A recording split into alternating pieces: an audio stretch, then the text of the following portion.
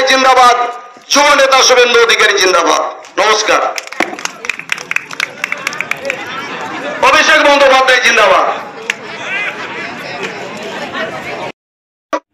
প্রিয় দর্শক, নন্দীগ্রামে টিএমসি তরফ থেকে একটি কর্মসূচি পালন করা হয়েছিল। সেখানে অনেকে বক্তব্য রেখেছেন।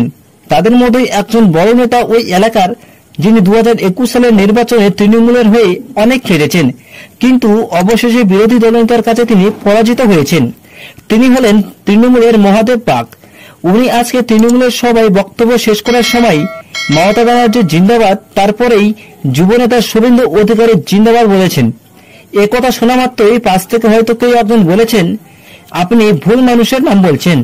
তারপরে এই ভুল শুধরাতেই অভিষেক ব্যানার্জির নাম তিনি তৎক্ষণাৎ নিয়েছেন। কিন্তু মজার বিষয় হল, 5 বছর হয়ে গিয়েছে শুভেন্দু অধিকারী দল ছাড়া। তিনি তৃণমূল দলকে প্রত্যাখ্যান করেছিলেন। এখনও তৃণমূল নেতার অভ্যাস বদলায়নি মমতা ব্যানার্জির জিন্দাবাদ এবং শুভেন্দু অধিকারীর জিন্দাবাদ বলতে। আবার একদিক থেকে দেখতে হবে যে এই মহাদেব পাক অন্য কোনো রাস্তা দেখছেন না তো, শেষে রদবদল করবেন না তো তিনি। ব্যাপারটা কিন্তু ভালো করে বুঝতে হবে। বর্তমানে নন্দীগ্রামের যে পরিস্থিতি, 2021 সালে বিজেপি নেতা শুভেন্দু অধিকারী যেটা করেছে, আশা করা যায় এইবার 2026 বিধানসভা নির্বাচনের ব্যাপক পরিমাণে ফলাফল হবে। কারণ সেইখানে মমতা ব্যানার্জির বিরুদ্ধে শুভেন্দু অধিকারী আবারও পুনরায় ভোটে দাঁড়াবেন। যদি এবারও অভিষেকের পিসি ওইখানে প্রার্থী হিসেবে দাঁড়ান, তাহলে কি হাল হবে সেটা আপনারা ভালো করে বুঝতে পারছেন।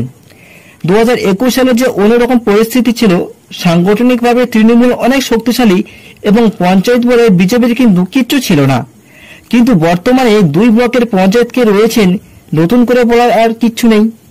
এবং পরপর সমবায় সমিতি যে নির্বাচনগুলি হয়েছে, তাতে বিজেপি প্রচুর পরিমাণে ভোটে জয়লাভ করছেন। যেমন খেজুরিতে 12টি আসনের মধ্যে 11টি আসন বিজেপি পেয়েছেন, সোনাচূড়াতে 12টি আসনের মধ্যেই 12টি বিজেপি পেয়েছেন। ফলে এগুলি কিন্তু পরিষ্কারভাবে ইঙ্গিত দিচ্ছেন আসন্ন বিধানসভা নির্বাচনে বিজেপি কেমন রেজাল্ট করবে। ব্যাপক পরিমাণে কিন্তু একটা মার্জিন স্পষ্ট দেখতে পাওয়া যাবে। আশা করা যায় ব্যাপক পরিমাণ ভোটে তৃণমূল কংগ্রেস হারবেন নন্দীগ্রামে। এরপরেও যদি মমতা ব্যানার্জি গা জড়ামি করে প্রতিশোধ নিতে আবারও শুভেন্দু বাবু সামনাসামনি দাঁড়ান, তাহলে হয়তো বড়সড় বুকে আঘাত লাগতে পারে পিসি ভাইপোর। শুভেন্দু অধিকারী বিধানসভাতে একটি নতুন স্লোগান এনেছেন, সেটি হলো, চাকরি তুমি করছো চুরি, বই বেশি গদি ছাড়ো তুমি তাড়াতাড়ি। এটি খুব ভালো স্লোগান। এই স্লোগানটি সামনে প্রচুর চলবে। এসআইআর শুরু হলে সমস্ত ভুয়ো ভোটারগুলি বাদ যাবে। হাওয়া কিন্তু খুব খারাপ মমতার। হাওয়া চটি এবার কালো চটিতে পরিণত হবে। রাজ্যটাকে একেবারে মুড়ি চানাচুর করে দিয়েছে।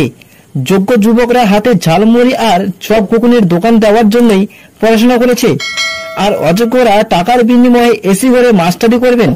লজ্জা লাগে না এই সরকারের? আর নয়, বাঙালি আর মামারের সরকার চায় না, বাঙালি চায় উন্নয়ন। প্রিয় দর্শক, আপনাদেরকে যদি আমার এই প্রতিবেদনটি ভালো লাগে, তাহলে অবশ্যই এই সংবাদ সারাদিন ইউটিউব নিউজ চ্যানেলটিকে সাবস্ক্রাইব করে নেবেন এবং পশ্চিমবঙ্গের সমস্ত বিজেপি কর্মীদের কাছে এই ভিডিওটি প্রচুর পরিমাণে শেয়ার করে দিন, যাতে প্রত্যেকের কাছে এই ভিডিওটি পৌঁছে যেতে পারে।